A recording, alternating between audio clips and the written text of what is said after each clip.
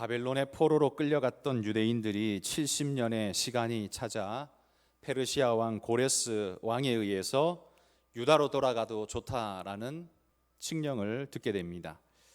예루살렘 고향 땅을 강제로 떠나오게 된 이후에 꿈에도 그리던 그 고향 산천을 70년 만에 가볼 수 있게 된 것이죠. 그들의 마음은 당장이라도 떠나고 싶었을 겁니다. 그러나 바벨론 생활에 70년 이상 뿌리박고 터전을 만들고 정착하고 자녀들의 삶이 거기에 익어 있는 지금 현실이 그렇게 말처럼 쉽게 불쑥 떠날 수 있는 그런 상황은 아니었습니다. 그러나 스룹바벨과 함께 1차 포로에서 귀환한 사람들의 숫자는 5만 명이라는 작지 않은 숫자가 돌아오게 됩니다. 그러나 돌아온 예루살렘은 너무나 초라하고 황폐한 상태였습니다. 남는 것이 아무것도 없는 폐허 그 자체였다는 거죠. 제국의 중심부에 번화하게 살다가 고향 땅 황폐한 곳에 돌아와 보니 그 처참함이 훨씬 더 극에 달해 있었던 것이죠. 얼마나 막막했겠습니까? 무엇부터 시작해야 할지 알 수 없는 막막함이 그들의 마음을 아마 짓눌렀을 겁니다. 성벽 하나 없는 이 오픈된 자신들의 거처는 위험하기 이를 데가 없지요. 대적들이 쳐들어올 때 위험할 뿐만 아니라요, 밤에 들짐승들이 마구잡이로 뛰어들어올 수 있는 상황이었기 때문에 너무나 위험천만했습니다. 그러나 그들은 돌아온 직후에 성전 건축을 시작하게 되죠. 이스라엘의 정체성은 바로 그 성전에서 흘러 나오기 때문이었습니다. 성전이 완성되어야 하나님께서 우리 가운데 임재하시고 또한 흩어진 수많은 이스라엘 백성들이 성전을 찾아올 것이라고 믿었기 때문입니다. 그래서 이 성전의 건축은 마치 하나님께는 주여 돌아오시옵소서, 우리에게 돌아오시옵소서 이런 간절한 외침과 같았고, 흩어진 유대인들에게는 형제들이여 돌아오라라는 외침과도 같은 것이었습니다. 그러나 이 성전 공사는 대적의 방해로 말미암아 중단될 수밖에 없었습니다. 이 대적들은 갖은 중상모략으로 페르시아 왕실에 서신을 보냅니다. 이들이 이 건축을 완성하게 되면 그들은 반역자들이라 왕을 반역하게 될 것이 자명하니 이 공사를 빨리 중단시키셔야 합니다. 이렇게 촉구합니다. 왕실에서도 이 고레스의 칙령이 원래 있어서 이 일이 시작된 것이지만 왕도 바뀌었고 시간도 한참 흘렀으니 그들이 이 먼 지방의 소민족의 이야기를 기억하고 있었던 사람은 아마 제대로 없었나 봅니다. 왕실에서는 올라온 그 편지를 읽어보니 야, 이거 변방 끝에 위험하겠구만, 이런 생각으로 공사를 중단하라라는 명령을 내려버립니다. 그리고 이 명령이 내려진 이후로 15년 동안 성전은 지어질 수 없는 중단된 상태로 멈춰야만 했었습니다. 여러분, 이 15년이라는 세월이 결코 작은 세월이 아니죠. 이 기간 동안 유대인들은 뭘 했을까요? 이 유대인들은 처음에 귀환할 때만 해도 뜨거운 하나님을 향해 불같은 마음이 있었지만 15년이 지나가면서 차근차근히 그 마음이 식어져 버렸습니다.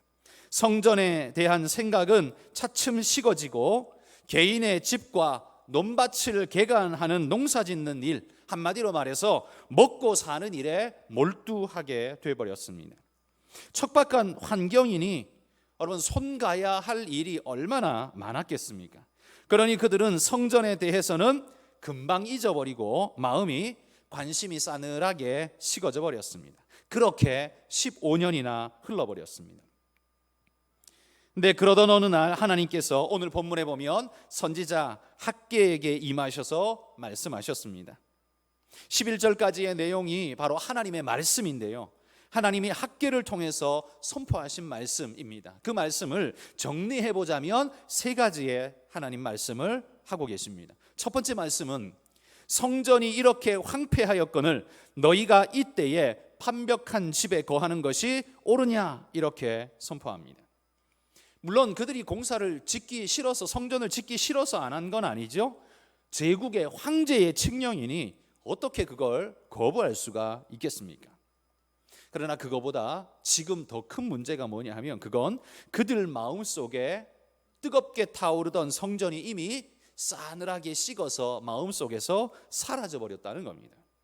황제의 명령 때문에 어쩔 수 없는 것과 그들의 마음이 성전에서 식어져 사라져 버린 것, 여러분 이 두 가지는 완전히 다른 이야기 아닙니까? 전자의 문제는 하나님께서 긍휼히 여기실 겁니다. 왜? 외압에 의해서 어쩔 수 없이 이런 눈물을 삼키면서 공사를 멈춰야 하는 현실, 이건 하나님이 봐도 긍휼히 여기실 만한 일입니다. 그런데 후자, 그들의 마음속에 하나님을 향한, 성전을 향한 마음이 식어 사라져버린 현실은 하나님의 진노를 부를 만한 일이죠. 여러분, 할 수 없는 것과 하지 않는 것은 엄연하게 큰 차이가 있습니다. 하나님의 책망은 바로 여기 있다는 겁니다. 어쩔 수 없다는 변명 뒤에 숨어서 하지 않으려고 하는 그들의 안일함. 처음에는 왕실의 명령이라 어쩔 수 없습니다, 이게 이유의 전부였습니다. 처음에는 그랬습니다. 그런데 자기 삶에 신경을 쓰기 시작하고 시간이 조금씩 흘러가면서 그 이유보다 좀 더 큰 이유가 마음속에 생겼습니다. 어쩔 수 없다는 변명 뒤에 숨고자 하는 마음. 그래서 나는 하지 않는 게 아니라 못하는 거야 라고 말하면서 관심과 사랑은 전부 자기의 삶에 전적으로 쏟아붓고 있는 그들의 모습. 그게 바로 하나님 보시기에 가장 괘씸한 모습이었을 겁니다. 여러분, 우리도 한번 생각해 보십시오. 교회와 마음이 멀어져, 혹은 직장 때문에 교회를 자주 가지 못해서 멀어져 마음이 점점 조금씩 식어져 버렸습니다. 그런 상태에 있는데 직장에서 주일날도 나와서 일을 하라고, 어쩔 수 없이 순번이 그러니까 이제 와서 하라고 말하면 보통 우리의 마음은 어때야 됩니까? 하나님의 말씀을 향한, 예배를 향한 갈망으로 마음이 이렇게 뜨겁게 타올라야 정상이죠. 그런데 예배를 자꾸 빼먹다 보면 어떤 마음이 듭니까? 하나님에 대한 마음이 점점 둔감해지면서 오히려 예배에 가지 말고 직장에 오라는 말이 더 좋게 들릴지 모릅니다. 안 그래도 교회 가기 싫었는데 잘 됐다, 그러면서 그냥 회사로 쑥 가버릴지 모른다는 겁니다. 여러분, 학계는 지금 이런 유대인들의 마음을 질책하는 겁니다. 처음에는 악한 마음이 아니었습니다. 열심히 성전을 지어보려고 했습니다. 그런데 황제의 명령이 가로막았습니다. 어쩔 수가 없었습니다. 말 그대로 어쩔 수가 없었습니다. 그런데 시간이 조금씩 지나가면서 이유가 황제 때문이 아니라 이제는 자기 삶 때문에, 자기 게으름 때문에, 자기 마음과 관심이 딴 데 있기 때문에 점점 바뀌고 있는 겁니다. 그러나 여전히 그들의 입에서 나오는 핑계는 뭡니까? 황제 때문에. 그건 사실 거짓말은 아니죠. 황제의 칙령이 여전히 살아있는 건 사실이었으니까요. 학계는 지금 이런 유대인들을 질책하는 겁니다. 학계라고 지금 여러분 이 상황이, 이 피폐한, 완전히 황폐해진 유대 땅, 거기 돌아온 이스라엘 백성들이 일궈내야 할 이 일이 얼마나 막중한가, 이 상황이 얼마나 엄중한가, 그걸 모를 리가 있겠습니까? 그러나 상황의 어려움을 핑계 삼아서 자신의 욕심을 채워가려는 우리의 욕심이 더 간사한 것이라는 말입니다. 표면적으로는 황제가 이유인데 사실 내면적으로는 자기 욕심이 이유였다라는 말이죠. 그래서 하나님이 그들에게 학계를 통해서 이렇게 선포하는 겁니다. 환경을 이유 삼아 하나님께로부터 멀어지는 것을 즐기려는 마음이 여러분 우리 안에 스물스물 일어나게 되는 걸 느끼신다면 그게 중증입니다. 그때 즉시로 떨고 일어나서 교회로 나와서 이 앞에 무릎을 꿇고 여러분 하나님 앞에 회개하면서 기도하셔야 됩니다. 그러지 않으면 그 스물스물 올라오는 그 강력한 유혹의 요소가 우리를 삼켜버리고 그 뒤로는 어떻게 해요? 외면적인 이유가 내면적인 이유마저도 삼켜버리고 그것이 정당화되어지고 더 이상 일어날 수 없는 존재로 전락하게 될 수 있다는 겁니다. 그러다가 보면 어떻게 돼요? 그러다가 생기는 게 바로 가나안 성도라는 겁니다. 여러분, 가나안 성도를 꼭 교회가 뭘 되게 잘못해서 가나안 성도가 생긴다, 물론 상처받아서 그렇게 생긴 사람도 있지만요, 이렇게 학계 시대의 상황같이 스스로가 이유와 핑계를 들이대면서 하나님을 멀리해서 생겨버린 가나안 신자들이 훨씬 더 많습니다. 자기 스스로 안에서 스스로의 이유에 함몰되어 버린 거죠. 그런데 그들은 정작 삶에서는 어떻게 살았습니까? 4절에 보면 판벽한 집을 짓고 살았다, 이렇게 말합니다. 판벽한 집이 뭡니까? 이 판벽한 집을 제대로 벽을 세우고 지붕을 얹고 제대로 된 집을 온전하게 세운 그런 집을 말하는 겁니다. 그러니까 텐트 치고 산 그 정도가 아니에요. 완전히 기둥을 뿌리를 박고 벽을 세우고 지붕을 올리고 석가래를 올려가지고 그렇게 온전한 집을 지은 집, 그게 판벽한 집이라는 겁니다. 신경 써서 제대로 지은 집이라는 말이죠. 자기 집에 대해서는 이렇게 신경을 써서 공들여 지었는데 정작 하나님의 성전은 어떻게 됐습니까? 터 닦다가 멈춰버렸습니다. 문제는 저기 눈에 보이는 터 닦다가 멈춰버린 성전 터가 문제가 아니라 그들의 마음속에 불타다가 숯덩이가 되어버린 성전을 향한, 하나님을 향한 그들의 마음이 훨씬 더 큰 문제였습니다. 하나님은 그걸 보고 계신 거죠. 그들은 누구도 이제 하나님의 성전에 대해서 신경 쓰지 않습니다. 그 성전터를 지나가면서 가슴을 치며 우는 자도 이제는 없습니다. 원래 그랬던 것처럼, 당연히 그런 것처럼 그러려니 하면서 그들은 아무런 마음에 찔림도 없이 하나님을 간구함도 없고 회개함도 없이 그냥 그렇게 지나다니는 자들이 돼버렸습니다. 여러분, 여기 판벽한 집이라는 건 잘 세워진 집을 말하지만 이게 사전적 정의지만요, 그러나 여기 판벽한 집이란 하나님을 멀리하면서까지 얻고 싶었던 그들의 욕심의 실체입니다. 판벽한 집. 그들이 진짜 얻고 싶었던 건 힘들고 어렵고 그거 땀 흘리고 수고하며 성전을 짓는 것보다 내 일신에 몸을 좀 누일 수 있고 안전하게 보호받을 수 있고 우리 가족이 좀 쉴 수 있는 그런 판벽한 집을 짓고 싶은 것이 그들의 마음에 더 큰 욕심이었다는 거죠. 여러분, 이걸 21세기에 지금 우리의 현실로 바꾸자면 판벽한 집이라고 할 게 아니라 아마 이렇게 말하면 될 것 같습니다. 꽉 채워진 통장. 이게 오늘날 우리 사회에 더 적절해 보이는 표현 아닐까요? 하나님의 말씀은 그들에게 이 성전에 대한 명령을 내리는 것이었습니다. 두 번째 메시지는 너희 행위를 돌아보라. 5절과 6절에서 이렇게 말합니다. 너희 행위를 돌아보라. 15년 동안 너희 삶을 위해 쏟아부은 그 시간들을 돌아보라는 겁니다. 판벽한 집을 세우기는 했지만 너희 삶이 진짜 괜찮냐? 하나님이 지금 그거 묻고 있는 겁니다. 6절에 보시면 그들의 삶은 어떻습니까? 먹을지라도 배부르지 않습니다. 마실지라도 흡족하지 않습니다. 입어도 따뜻하지 못합니다. 일꾼이 삭슬 받아도 구멍 뚫린 전대에 넣는 것처럼 허망한 일이 반복되어집니다. 수많은 노력과 수고가 15년 동안 주어졌지만 너희 삶은 거기에 걸맞는 열매를 지금 너희 삶에 맺고 있느냐? 돌아보라라는 겁니다. 아니라는 거죠. 여러분, 우리는 물리적 계산법에 따라 수고하면 수고한 만큼 돌아오고 물질이 많은 만큼 가능성은 높아지며 가능성이 높으면 높을수록 삶의 질이 높아지고 풍성해질 거라고 우리는 기대합니다. 그게 당연한 기대 아니겠습니까?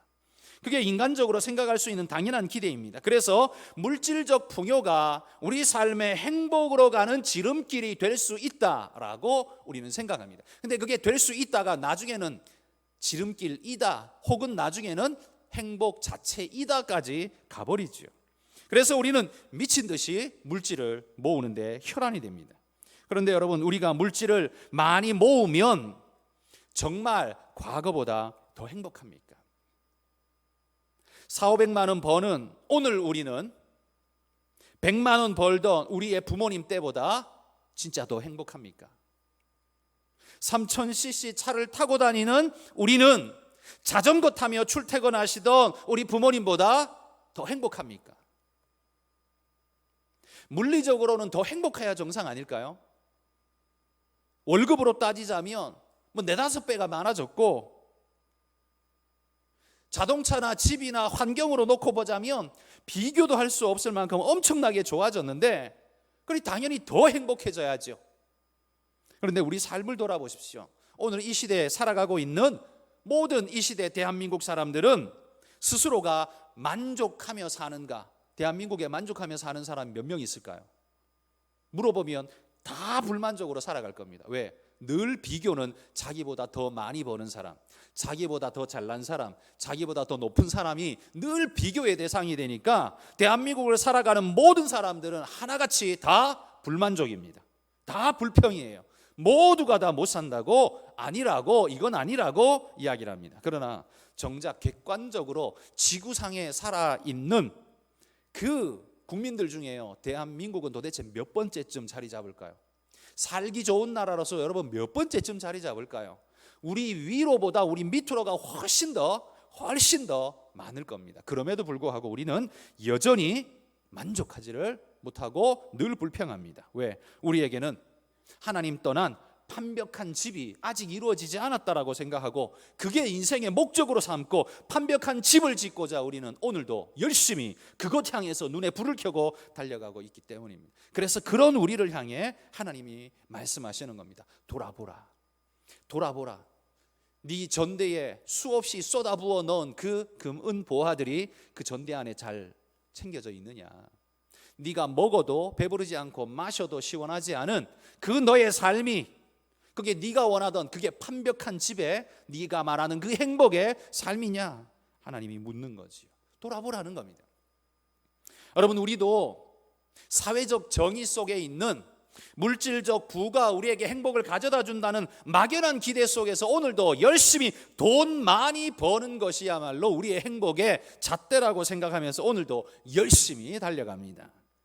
그런데 그런 우리도 성경이 말합니다. 우리 자신을 돌아보십시오.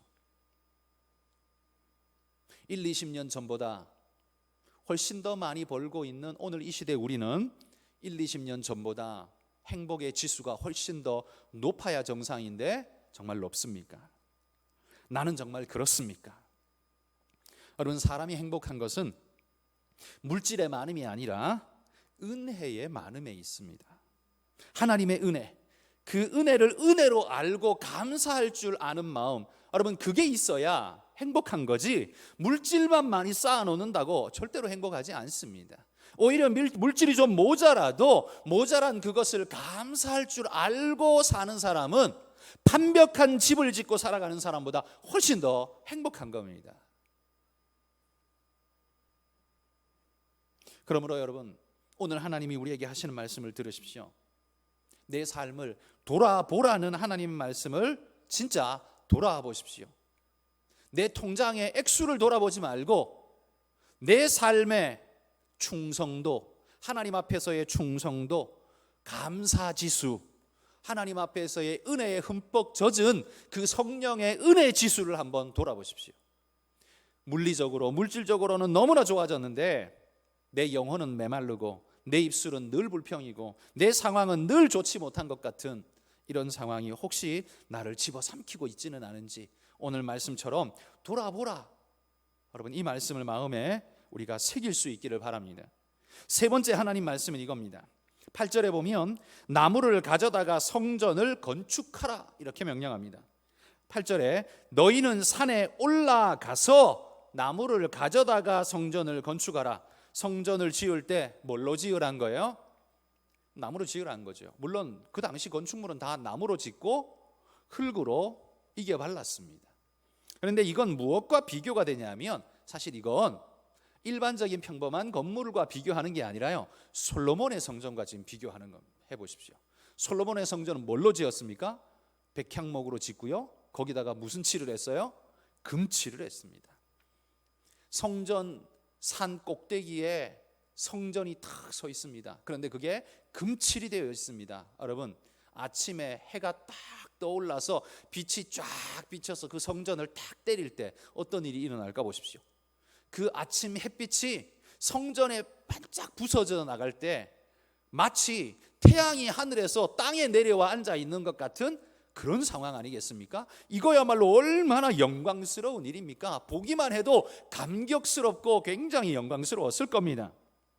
그런 솔로몬의 성전과 비교해서 지금 하나님이 지으라고 말하는 성전은 산에 올라가서 그냥 나무를 베어다가 그 나무로 성전을 지으라고 말합니다. 여러분, 이거 굉장히 초라해져 보이지 않습니까? 그렇지만 이건 뭘 말하시겠습니까? 하나님은 지금 네가 무슨 재료로 성전을 짓느냐에 하나님은 관심을 두고 있지 않다는 거죠. 네가 무슨 재료로 성전을 짓느냐, 그것에는 하나님이 크게 관심을 갖고 있지를 아예 않습니다. 솔로몬이 그렇게 화려하고 아름답게 아무리 지어봐야 곧 우상 숭배하고 죄에 찌들고 오히려 하나님의 분노를 쌓았습니다. 그러나 너희 산에 올라가서 너희가 구할 수 있는 재료 가지고 그 성전을 지으라. 여러분, 이건 하나님께서 우리의 많은 헌금을 기다리시는 것이 아니라 하나님은 우리의 많은 사랑을 기다리신다는 사실을 보여줍니다. 하나님은 성전이 금은보화로 지어지기를 기대하는 것이 아니라는 거지요. 화려하고 번쩍이는 것은 인간의 소망이지 하나님의 소망은 아닙니다. 하나님은 그것을 빛나게 하는 마음으로 짓기를 지금 원하고 계신다는 거죠. 2절에 보면 그들은 이렇게 말했습니다. 아직 여호와의 전을 건축할 시기가 이르지 아니하였다. 왜요?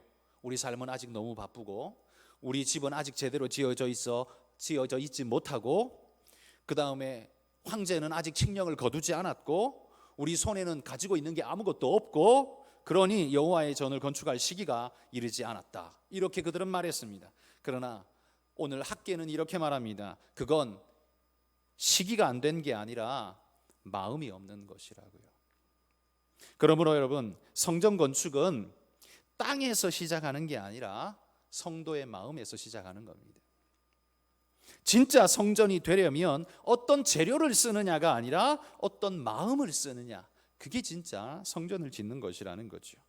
여러분, 하나님의 요구는 야, 나 너무 춥다, 빨리 집 좀 지어다오, 그렇게 말씀하는 게 절대 아니죠. 차갑게 식어버린 그들의 마음에 은혜의 불을 당기고 다시 불타오르게 하시려고 이 말씀을 지금 하고 계신 거라는 겁니다.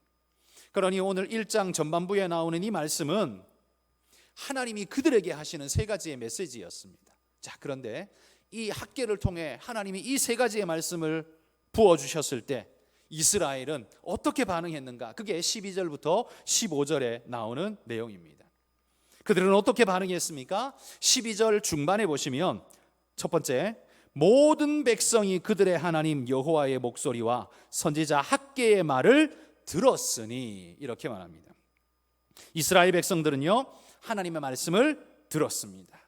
여기 들었다는 말은 귀로 들었다는 말이 아니죠. 그들의 마음으로 받아들였다는 말이에요. 귀에만 들린 게 아니라 그들의 심령에 들렸던 것입니다. 들리는 것이 여러분 있어야 우리는 믿음이 시작되죠. 왜냐하면 로마서에 이런 말씀했습니다. 로마서 10장 17절 말씀 같이 읽어봅시다. 그러므로 믿음은 들음에서 나며 들음은 그리스도의 말씀으로 말미암았느니라. 그러므로 우리에게 들리는 그 말씀이 있어야 합니다.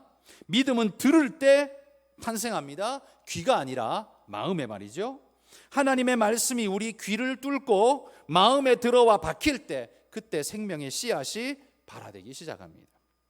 예전에 길가 같은 우리의 마음을 씨앗이 뚫고 들어와서 뿌리 박혀 뿌리 내렸을 때, 그리고 싹이 났을 때 우리 믿음이 얼마나 놀랍게 꽃피었나를 한번 생각해 보십시오. 여러분, 지금 여러분은 어떻습니까?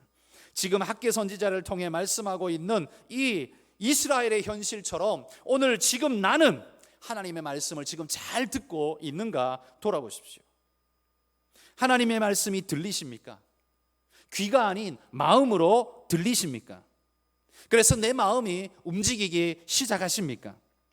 내 마음에 말씀으로 인한 뜨거움이 일어나서 내 삶에 결단을 해야겠다라는 생각이 여러분 말씀을 들을 때마다 마음속에 일어나십니까? 여러분, 믿음은 들음에서 난다고 했습니다. 들려야 합니다. 귀가 아니라 마음에 들려야 합니다. 여러분의 심령 속에 오늘 이스라엘 백성처럼 여호와의 말씀과 학개 선지자의 말을 들었다라는 표현처럼 여러분들이 하나님의 말씀과 이 부족하지만 목사의 말을, 이 설교의 말씀을 듣고 그 말씀 따라 행했다, 여러분 이런 삶의 모습이 여러분 안에 나타날 수 있기를 소망합니다. 두 번째 그들의 반응은 12절 끝에 보면 백성이 다 여호와를 경외하며 이렇게 말합니다. 그들이 듣고 나타난 반응이 뭐예요? 여호와를 경외했다라는 거죠. 말씀이 들리자 심령이 울렸고 14절 중간에 보시면 백성의 마음을 감동시키심에 이렇게 말하죠. 말씀이 들릴 때 나타나는 현상이 바로 이겁니다. 성령께서 우리의 마음을 감동시키는 거지요. 그러자 그들의 태도에서 열매가 나타납니다. 어떤 열매요? 백성이 다 여호와를 경외하며. 경외는 여러분 단순히 추상적인 개념만이 아닙니다. 그건 그리스도인에게는 실질적 태도입니다. 하나님을 향한 마음이 그 생각과 마음을 사로잡아서 하나님께 집중케 하고 그분 앞에 서게 하는 마음, 여러분 그게 바로 경외 아닙니까? 그리고 크고 두려우신 분을 인식하기에 그분 앞에서 나타낼 수밖에 없는 피조물의 당연한 반응, 그게 바로 경외심입니다. 저는 이 경외야말로 현대 그리스도인에게서 실종되어 버린 가장 귀중한 자세, 근데 그걸 잃어버렸다는 거예요. 신앙이 있고 없고, 여러분 그건 경외감이 있느냐 없느냐를 물어보십시오. 교회도 잘 나오고 직분도 받고 큰 소리도 좀 치고, 자 여기까지는 경외감 없어도 할 수 있습니다. 여기까지는 신앙이 좋지 않아도 할 수 있습니다. 그냥 인간적인 대충의 센스만 있어도 이 정도는 합니다. 그러나 이건 신앙이 아니죠. 왜? 경외가 없으면 신앙이 아닙니다. 왜요? 경외라는 건 오직 하나님 앞에 반응하는 피조물의 진실한 반응이거든요. 그 경외가 없다는 건 창조주 하나님을 알지 못한다는 것이고, 느끼지 못한다는 것이고, 믿지 못한다는 거지요. 추상적인 단어로서의 하나님은 늘 운운하는데 정작 그분 앞에 내가 서 있다라는 그 경외심이 없는 건, 저는 그게 신앙의 심각한 문제라고 생각합니다. 여러분 오늘 우리들의 신앙, 우리 어른들이 젊은이들을 바라볼 때 가장 아마 안타깝게 여기는 부분도 바로 이걸 거라고 생각합니다. 물론 경외의 모습이 어떤 식으로 나타나느냐는 시대마다 좀 다를 수 있습니다. 그러나 지금 우리들의 시대를 보면 경외감이 진짜 없지 않나? 이런 생각을 오히려 하게 합니다. 신앙이 너무 경박하고요, 신앙이 너무 자기중심적이고요, 하나님은 늘 자기를 위해서 산타클로스가 돼야만 하는 그런 존재인 것처럼 늘 치부하고요, 늘 자신은 피해자이고 늘 자신은 돌봄을 받아야 하고 자신에게는 늘 하나님의 뭔가를 공급받아야 하는 그런 존재, 그런 마땅한 존재라고 늘 하나님 앞에 뻔뻔하게 외쳐대는 것, 여러분 이건 어찌 보면 경외심이 없는 신앙인의 모습 아닙니까? 그러면 그걸 신앙인이라고 말할 수 있을까요? 하나님을 자각하지 못한 자가 나타내는 그 종교적인 반응 아닐까요? 그 종교적인 반응을 우리는 신앙이라고 불러줄 수 있을까요? 저는 오늘 이 시대, 특별히나 우리 젊은 세대들, 이 경외심을 잃어버리고 신앙을 가볍고도 가벼운 축복의 어떤 다른 모양인 것처럼 철저히 자기중심적이고 하나님 앞에 서 있는 모습을 잃어버린, 상실해버린, 늘 하나님을 자기 발 아래 깔고 내게 복을 줘야 하고 당신은 나한테 뭐든지 좋게 해야 되고 이런 식으로 신앙하려고 하는 이 모습, 여러분 이런 걸 두고 불경이라고 말하는 겁니다. 저는 이게 오늘 시대를 지배하고 있는, 교회를 지배하고 있는, 특별히나 큰 교회면 큰 교회일수록 가보면요, 성도들이 철저하게 자기중심적인 신앙을 합니다. 하나님 중심이 아니에요. 철저하게 자기중심입니다. 그러니 교회 안에도 민주주의죠. 하나님의 뜻을 찾는 게 아니라 늘 혜택이 자기한테 와야 되고 좋은 거 자기한테 와야 되고 자기를 힘들게 하면 안 되고 설교도 듣기 불편하고 힘든 건 절대 하면 안 되고, 그게 오늘 시대 아닙니까? 그게 정말 하나님을 경외하는 자의 모습입니까? 저는 아니라고 생각합니다. 그러다 보니 오늘날 교회의 예배가 하나님을 서비스해야 되는데 사람들한테 서비스하느라 정신이 없습니다. 설교도 사람들 듣기 좋은 말, 폼 나는 말, 그냥 도덕 군자의 한 이야기처럼 뭔가 그래 나도 오늘 한 가지 좀 괜찮은, 마음에 좀 와닿는 괜찮은 말을 좀 들었어, 뭐 이런 식으로 신앙하는 걸 추구하는 것 같은 이런 느낌을 지울 길이 없습니다. 그럼 이게 신앙입니까? 경외는 싹 빠져버린, 그리고 자기들끼리 행복하고 즐거운 것만 남아있는, 그럼 그게 진짜 신앙입니까? 그게 교회입니까? 경외가 없는 신앙은 저는 신앙이라고 말할 수 없다라고 생각을 합니다. 왜? 경외가 없다는 건 하나님을 자각하지 못한다는 소리고, 하나님을 자각하지 않는데 어떻게 진정한 믿음이 나올 수 있습니까? 불가능한 이야기죠. 이건 논리적으로도 불가능한 거예요. 그러므로 진정한 그리스도인의, 진정으로 그리스도인에게서 경외가 사라진 존재는 신앙이 사라진 거예요. 그 신앙이 아니에요.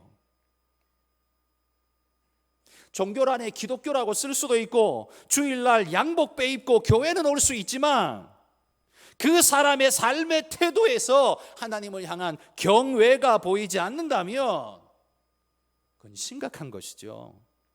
사랑, 자유, 해방, 정의, 아무리 좋은 말을 많이 갖다 붙여도 그가 하나님 앞에 서지 않으면 그건 신앙이 아니죠. 그건 철학일 뿐이고요. 그건 도덕이고 교양일 뿐입니다. 그건 신앙이 아니에요. 하나님을 두려워하지 않는 자는 어떤 일이 일어납니까? 사람을 두려워하게 되어 있습니다. 사람을 주목하고요, 사람의 말에 귀를 기울입니다. 하나님이 뭐라고 말씀하시냐를 듣는 게 아니라 사람들이 뭐라고 말하나 그거 듣고 와서 늘 교회를 그렇게 바꿔보려고 애를 씁니다. 여러분, 성도들이 뭐라고 말하는지를 듣는 것도 중요하지만 더 중요한 게 뭐예요? 성도들의 하는 말이 하나님이 하시는 말씀하고 부합하냐를 먼저 들어야 할 것 아닙니까? 성도들의 하는 말이 하나님의 하는 말과 다르면 어떻게 해요? 그러면 고쳐줘야죠. 그걸 듣고 앉아 있는 게 아니라 고쳐줘야죠. 하나님의 뜻은 그게 아닙니다. 근데 이게 전부인 것처럼 이렇게 하고 있어요. 왜요? 우리는 민주주의에 찌들어 있기 때문입니다. 하나님을 신앙하는 경외자가 아니라 사람의 말에 귀 기울이고 사람을 경외하고 있는 인본적 존재들, 종교 그룹일 뿐인 겁니다. 거기에는 성령의 어떤 역사도 일어나지 않죠. 오늘 본문 보십시오. 오늘 본문에 그들이 하나님 말씀이 들릴 때 뭐가 일어났어요? 경외가 일어났어요. 이게 신앙의 진짜입니다. 하나님 말씀이 들릴 때 우리의 마음에 경외가 일어나야 합니다. 경외가 없다면 그 가짜 신앙이에요. 껍데기예요. 흉내만 내는 겁니다. 오늘 학계 선지자의 말씀을 듣고 유대인들에게는, 이 정말 척박한 땅의 이 유대인들에게는 경외가 일어났다는 건 너무나 놀라운 일입니다. 우리 한가람의 모든 성도들이 하나님의 말씀을 들을 때마다 그들의 심령에서 하나님을 향한 이 경외심이 불같이 일어날 수 있기를 소망합니다. 여러분, 그럴 때 우리 삶이 바뀌어요. 그럴 때 우리 신앙이 바뀌어요. 그럴 때 교회가 힘이 있어요. 아름답습니다. 그거 없으면 사람의 소리만 난무하다가 끝장나버리는 그런 교회가 되고 마는 겁니다. 오늘 이 시대 왜 교회가 메말랐습니까? 폼나는 이야기, 듣기 좋은 이야기, 민주주의의 이야기, 이런 이야기로만 각색해가지고 하나님의 말씀이 설 자리를 빼앗아 버리니 성도들의 마음속에 경외가 일어나지 않고, 경외감이 없는 성도들의 심령 속에 어떻게 신앙이 제대로 자라날 수가 있겠습니까? 다 거짓말이죠. 우리 안에는 하나님을 향한 경외가 뜨겁게 일어나야 합니다. 그게 신앙입니다. 그게 하나님이 기대하는 일입니다. 땅을 파서 성전을 짓는 게 아니라 내 마음이 하나님의 성령의 불에 태워져서 경외심이 살아나야 우리는 온전히 하나님 앞에 선 믿음의 사람이다 말할 수 있을 겁니다. 세 번째로 하나님 말씀을 들은 이스라엘 백성에게 일어난 반응, 세 번째는요, 14절에 보면 공사를 재개합니다. 여러분, 공사를 왜 못했습니까? 황제의 명령 때문에 못했습니다. 그죠? 이건 누구도 어길 수 없어요. 그러면 지금 왕실에서 황제가 건축해도 좋다라고 허가서를 보내줬습니까? 안 보내줬습니다. 그런데 왜 시작합니까? 그럼 불법 아닙니까? 여러분, 무지한 인간 왕은 전후 사정을 제대로 살피지도 않고 금지시켰습니다. 왜요? 그런가 보다라고 생각했어요. 그런데 그건 원래 그 성전을 짓는 건 황제의 명령이었 뜻이었습니다. 그런데 그걸 까맣게 잊고 바꿔버렸죠. 나중에 알고 보니까 아이고, 이거는 우리 태조대왕께서 하신 명령이네. 이 절대로 어기면 안 되지. 빨리 지어라. 그때부터 돌변하지 않습니까? 자신의 잘못을 인정한 거죠. 그러나 이 공사는 왕이 명령해서 시작한 게 아니라요, 하나님이 명령하셔서 이스라엘 백성 안에서 먼저 시작이 되어진 것입니다. 그런데 여러분, 이 공사를 시작한 때가 언제라고 말합니까? 15절에 보시면 언제라고 말해요? 6월 24일. 이게 뭔데요? 하시겠지만 이게 유대 지역에서는요, 이때가 추수기입니다. 추수기. 6월 24일 이때가 추수기예요. 추수기 때면 농사하는 분들이 얼마나 바쁩니까? 그죠? 때 지나기 전에 빨리 추수를 해서 곡식을 거둬들여야 한 해를 먹고 살 수 있는 중요한 시기 아닙니까? 농사꾼에게 가장 중요하고 바쁜 시기가 바로 이 시기입니다. 그런데 놀랍게도 이 놀라운 이 바쁜 시기에 그들이 뭘 시작했다고요? 성전 건축을 시작했다고요. 성전 건축이 어떻게 한두 사람이 한다고 될 일입니까? 아니죠. 아마 유대 남자들은 거의 다 거기 들러붙어서 성전 건축을 하게 했을 겁니다. 그러면 그들의 먹고 사는 문제는 어떻게 했을까요? 한마디로 하나님께 맡겼습니다.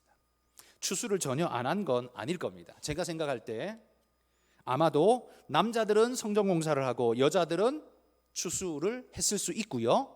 또 다른 면에서는 남자들 중에 일부는 성전 공사를 하고 일부는 추수를 했을 수 있을 것 같습니다. 그래서 이교대처럼 이렇게 돌아가면서 아마 할 수 있도록 아마 그렇게 조치하지 않았겠나 그런 생각을 합니다. 그러나 여러분, 몇 프로가 성전 공사에 동참했는가? 저는 그걸 말하고 싶은 게 아니라 중요한 건 그들이 그 바쁜 시기에도, 그 중요한 시기에도 들린 말씀대로 공사를 시작할 마음이 그들에게 일어났다는 것 자체가 굉장히 중요한 변화인 겁니다. 자기 삶이 목구멍이 포도청인데 그것마저도 하나님 앞에 내어놓을 수 있는 결단이 그들 안에 일어났다는 거지요. 왜 그런 마음이 생길 수 있었어요? 경외감이 살아났기 때문입니다. 하나님에 대한 인식이 살아났기 때문이에요. 하나님에 대한 경외하는 마음이 일어나니까요, 먹고 사는 문제 그거 하나님께 맡기고 하나님이 중하다 여기는 이 문제에 나는 좀 더 올인하리라, 이런 결단이 나왔다라는 말이지요. 여러분, 목구멍은 열린 무덤처럼 우리를 빨아들이지만 말씀을 듣고 말씀을 깨닫고 말씀에 감동된 이들은 목구멍으로 빨려 들어가지 않고 말씀에로 빨려 들어갔다는 사실이 오늘 학개 선지자의 말씀을 들은 유대인들의 놀라운 반응이라는 겁니다. 여러분, 이게 얼마나 멋진 일입니까? 그런데 그들 중에 나는 뭘 먹고 사나 탓하는 자 아무도 없었습니다. 그들 중에 누구도 성전 짓느라 가족이 굶어 죽었다 말하는 이 하나도 없습니다. 여러분, 우리는 늘 두려움에 떠밀려서 경외를 버리고 믿음을 포기합니다. 그리고 마음이 오로지 어디로 향합니까? 판벽한 집에 향하고 있습니다. 그러나 여기 믿음의 사람들을 보십시오. 페르시아 왕실의 칼이 두렵지 않은 사람이 어디 있겠으며 황폐한 현실이 두렵지 않은 사람이 어디 있으며 추수기에 마음이 쫓기지 않는 사람이 세상에 어디 있겠습니까? 그러나 믿음의 사람들은 하나님의 말씀을 먼저 듣는 사람이었다는 겁니다. 귀로 듣는 게 아니라 마음으로 듣고 결단하고 그 말씀을 순종하는 자였다라는 말입니다. 들리는 환경의 소리를 먼저 듣는 것이 아니라 하나님의 말씀을 먼저 듣는 사람입니다. 그리고 들은 말씀대로 하나님을 경외함으로 살아갑니다. 내 입술에서 흘러나오는 단어들이 아니라 내 삶에서 흘러나오는 태도들이 여러분 우리의 믿음을 증명하는 겁니다. 그리고 바쁘고 어려운 추수기에도 불구하고 그들은 성전 재건이라는 놀라운 역사를 이루어 낸 것이지요. 여러분, 여러분의 마음에는 이런 하나님의 경외라는 벽돌로 하나님의 성전이 잘 지어져 있습니까? 하나님이 1번입니다. 아니, 하나님이 나의 모든 영순입니다. 여러분 늘 그렇게 생각하시면서 하나님 앞에 모든 걸 걸고 살아가십니까? 여러분, 이스라엘 백성도 추수기였습니다. 마음 뺏기기에 충분한 환경입니다. 추수기에 어떻게 공사를 시작해? 이거 추수 끝내놓고 공사를 시작하자. 이게 훨씬 더 논리적인 이야기 아닙니까? 그런데 이스라엘 백성들은 그렇게 하지 않았습니다. 추수기에도 성전 공사를 했습니다. 자기 목구멍으로 빨려 들어가기보다 말씀으로 빨려 들어가리라 결단하고 그들은 그렇게 살았습니다. 그랬더니 이스라엘 백성들은 성전 짓고 난 다음에 다 굶어 죽었습니다. 맞습니까? 아니죠. 안 굶어 죽었습니다. 다 살아남았고 더 부흥했고 더 아름답게 성장했습니다. 이게 성경이 말하는 진리요 가르침입니다. 여러분, 우리는 추수기에 지금 어떻게 교회를 가? 수능을 앞두고 어떻게 교회를 가?